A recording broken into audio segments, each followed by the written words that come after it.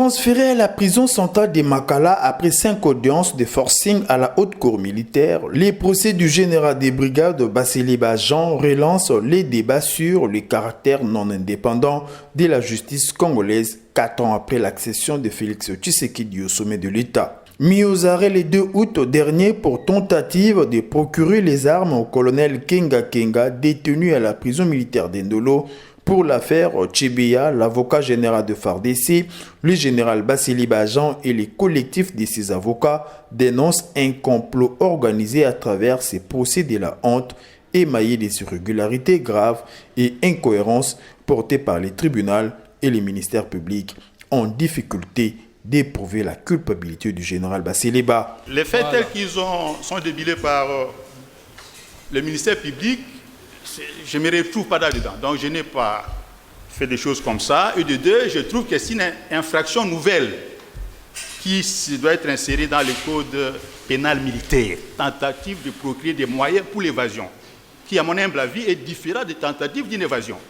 À moins que ça soit une nouvelle loi. Bon. Déjà au lendemain de son arrestation, la famille biologique, le collectif des avocats et les observateurs avertis étaient surpris d'apprendre sur les ondes de la RFI le 10 août dernier sans preuve que le général des brigades aurait remis personnellement 2 sacs au colonel Kenga Kenga contenant les armes et autres effets militaires. Affirmation contredite publiquement par le commandant de la prison militaire d'Endolo, le colonel Manga Flori, devant la haute cour militaire à l'audience du mercredi 24 juillet. Sans contrainte, le commandant de la prison militaire confirme avoir réceptionné personnellement les 2 sacs de main du général avec promesse de les fouiller avant de les donner aux concernés.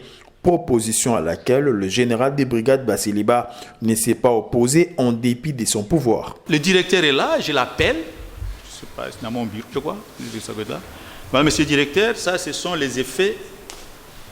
Je connais Kenga Kenga qui est déjà condamné, des sacoches que vous voyez. Et il vous revient de gérer ça. Donc, vous pouvez amener. J'ai vu le général venir à la prison, comme toujours, accompagné de son garde du corps. Cette fois-là, son garde du corps transportait 2 sacs, l'un de couleur rouge, l'autre de couleur noire. Lorsqu'il est entré au bureau, je me suis levé, je l'ai salué respectivement. Il me dira ceci: commandant, je viens avec ces colis qui appartiennent au détenu Kenga Kenga. Oui. Tu pourras les lui remettre. Parce qu'il est déjà condamné, je ne vois pas la raison pour laquelle je dois continuer à garder ces colis dans mon bureau. Parce que ça fait longtemps que ça s'est trouvé là-bas.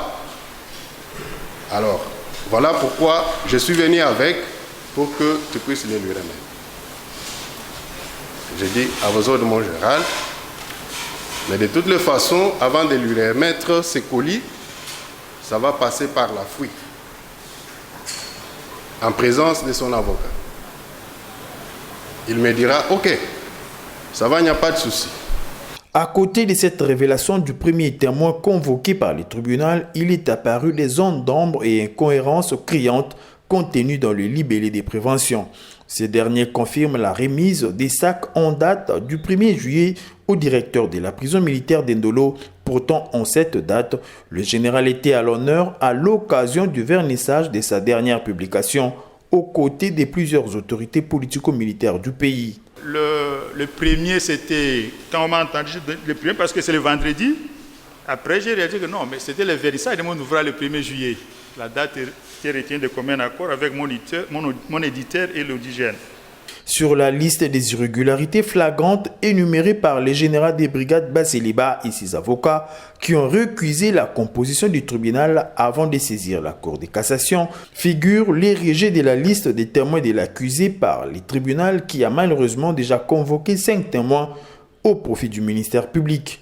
Plus loin, les audiences sont régulièrement convoquées en violation des droits de la partie accusée car les prévenus est privé de contact avec ses avocats en violation de l'article 320 du Code pénal militaire fixant les délais de 10 jours entre les jours où la citation à comparaître est délivrée au prévenu et les jours fixés pour la comparution. Pire encore, dénonce l'accusé, nous citons le général des brigades Bassili Baye, avocat général des forces armées congolaises, la violation intentionnelle de l'article 35 du même code militaire qui stipule que le tribunal ne peut être composé par un membre des grades et rangs inférieurs que celui du prévenu. Déjà dans l'illégalité, le tribunal a refusé de donner les pouvoirs à la partie accusée pour la Cour de cassation. De toutes ces irrégularités, le collectif des avocats a récusé la composition du tribunal, démarche qui malheureusement n'a pas reçu une suite favorable, si pas le forcing de la composition qui a transféré les généraux des brigades Bassiliba à la prison centrale de Makala depuis le mercredi 7 septembre dernier. À la grande surprise de tous, la Jeep du général des brigades Bassiliba n'est toujours pas restituée, alors qu'à la première audience, le ministère public avait promis la restitution de la Jeep selon lui non saisie. En attendant la prise en compte de ces dénonciations de la partie accusée, le général des brigades Bassiliba, avocat général des forces armées congolaises, insiste sur un vaste complot en préparation contre le chef de l'État Félix Antoine Tshisekedi, au prix de qui il sollicite une audience personnelle.